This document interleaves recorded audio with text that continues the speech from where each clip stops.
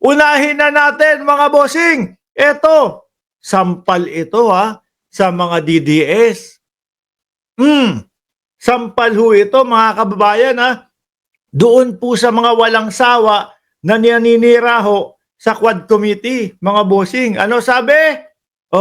Sabi ng Pilipinas Today, Pulse Asia daw, 61% Pinoy pabor sa Quadcom probe versus EJK at illegal na droga.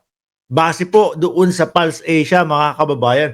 Dito pa lang, alam naman natin, mga bossing, no? Na karamihan po ng mamamayang Pilipino nagugustuhan yung ginagawa ng Quad Committee. Bakit ho? Hindi. Nalalaman natin yung mga irregularidad na nangyayari ho sa ating bansa. Meron palang mga safe house na napakamamahal na 250,000 per night.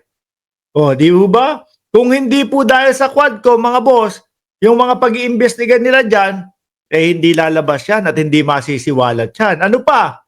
Yung mga, basta ang alam ko dati, madami yung nategi, no? Nung panahon ng laban kontra droga ng Pangulong Duterte.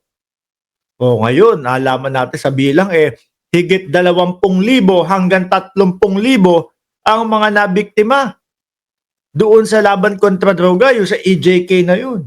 Paano hindi ka gagalakan? Paano hindi ka gugustuhan ng sambayan ng Pilipino yung Quadcom? Di ho ba? Basahin natin. No? Julia Mangrobang, watching from Hong Kong. Shout out, Boss Mark. Shout out sa'yo. Basahin natin to. Sumusuporta ang 61% ng mga Pinoy sa isinagawang investigasyon ng House Quad Committee. Kaso doon sa mga DDS, ayaw nila ng Quadcom ho, ano? Paano ho? Nababaon yung kanilang mga idol. Nababaon yung kanilang mga politiko. No? Na kahit kitang-kita na ho nila, mga kababayan, nung mga DDS, pati po nung mga vlogger nila, kitang-kita na hindi na makalusot yung mga idol nila. Kaya ang ginagawa ho, ang binabanatan, mga boss, yung mga miyembro po ng Quadcom, lalo na po yung mga nangunguna doon sa Quadcom. Di ba? Si Benny Abante, hindi nila tinigilan yun, Kung ano-anong mga sinabi nila doon, na kesyo nagnanakaw, kesyo corrupt na congressman, si Dan Fernandez. Hinuhukay nila, hinahalukay nila na, kumbaga, bombastar daw dati Di ba? Kasi yung ginagawa ng Quadcom, nasasaktan sila para doon sa kanilang mga idol. Kaya para akala siguro nila, yung pagbanat nila doon sa Quadcom, mapapahinto nila. Kaso pag narinig pa at nakita pa ng Quadcom yan, 61% o mayorya o majority ng mamamayang Pinoy pabor sa ginagawa nila. Lalo hong gaganahan yan. Di ba? Lalo hong gaganahan yan. Kaya nga merong mga pagpapatawag na mga sa susunod mga vloggers etc. At ito po, TRICOM naman. 3 komite po ang magsasama-sama para imbestigahan yung mga pagpapakalat ng mga fake news Sa awa naman ho ng Diyos, mga bossing, wala pa din tayong natatanggap na imbitasyon galing sa Kongreso. At kung mapatawag man ho tayo doon, di naman ho tayo natatakot dyan. Dahil alam natin, wala naman tayong ginagawang fake news. Halos karamihan nga lang ho ng nire-reactionan natin. Ayan, galing sa mainstream media, galing po doon sa mga lalaking channel. Hindi kagaya nung mga DDS vloggers, mga bossing, naku, talagang gagawa at gagawa ng fake news. Bakit to? Kasi may padating kasi may pang meriendang natatanggap Kaya sige lang, tuloy lang. Baka magalit si boss pag wala tayong content. Baka magalit si boss kapag wala tayong maipanira. Di ba? Kaya tuloy-tuloy lang. Tuloy natin to.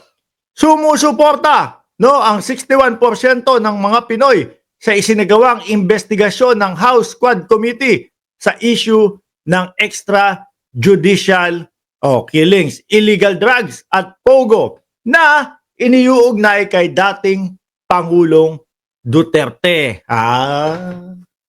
Akalain nyo ho yun? Kasi yung kampo ni dating Pangulong Duterte, mga bossing, alam ko yung style niyan eh. Ayaw sumipot talaga niyang mga yan doon sa Quadcom. No? Kaya lang ho, ako naiisip ko din, siguro nautakan to ng Quadcom, etong sila Panelo. No? Bakit ho? Kunyari kinancel. Siguro alam na nila talaga kung ano gawain ng mga DDS. Magyayabang yan sila Panelo. Ang gagawin yan, kunyari pupunta sila tapos kinancel natin. No? Hindi. Pupunta sila tapos kinancel natin. Natakot tayo sa kanila. Siguro pain ho yung kila Panelo. Kinagat naman ho. Ayun. Napapunta ho sila ng di oras, mga kababayan. Sabi ng Quadcom, ibalik na natin to. No? Total naman, pupunta na kayo. At kayo lang naman talaga ang kailangan namin dito dahil kayo yung main character. Madami ho at halatang halata, mga kababayan, na madami ho silang pinagtatakpan na sagutin ho, mga bossing. Kaya lang, lugi sila kay dating Pangulong Duterte. Madulas ang dila. Ano? Sa Senado pa lang, madulas na ang dila ng dating Pangulong Duterte. Marami na hong inamin ng dating Pangulong Duterte doon eh. Naituro pa nga si Bato de la Rosa. Ayan. Yung mga general diyan sa gilid o yung mga PNP chief diyan sa gilid. Alam nila yan. Di ba? Siguro napakamot si Bato de la Rosa. Lang yan, naituro pa ako. Di ba? Yung mga pag-amin ho na talagang binubuyo namin sila para manlaban. Yung suko na, gusto pa manlaban, hindi pa nakontento, gusto pa, sila ang bumawi nung buhay, di ba? Sabi ni Alas 28, ikaw, adik, sino gumagamit sa'yo? Naku po. Ano yan? Comment ba yan? Diyos ko naman. Na-hurt ako sa comment ni Alas. Sakit naman magsalita ni Alas. Ano yan?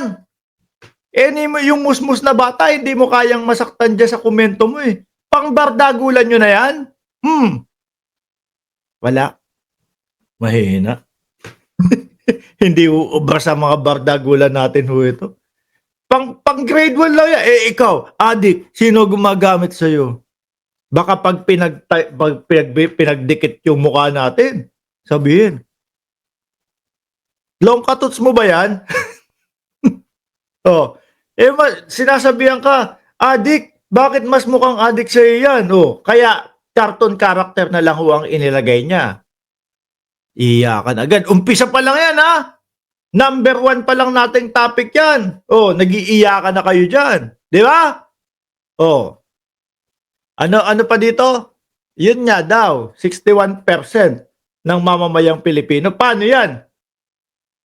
Yung iba dyan, yung ibang hindi bumoto dyan na pabor. Marami dyan yung, hindi wala akong pakialam dyan, ayokong makisali dyan sa politika na yun. Siguro mga 20%.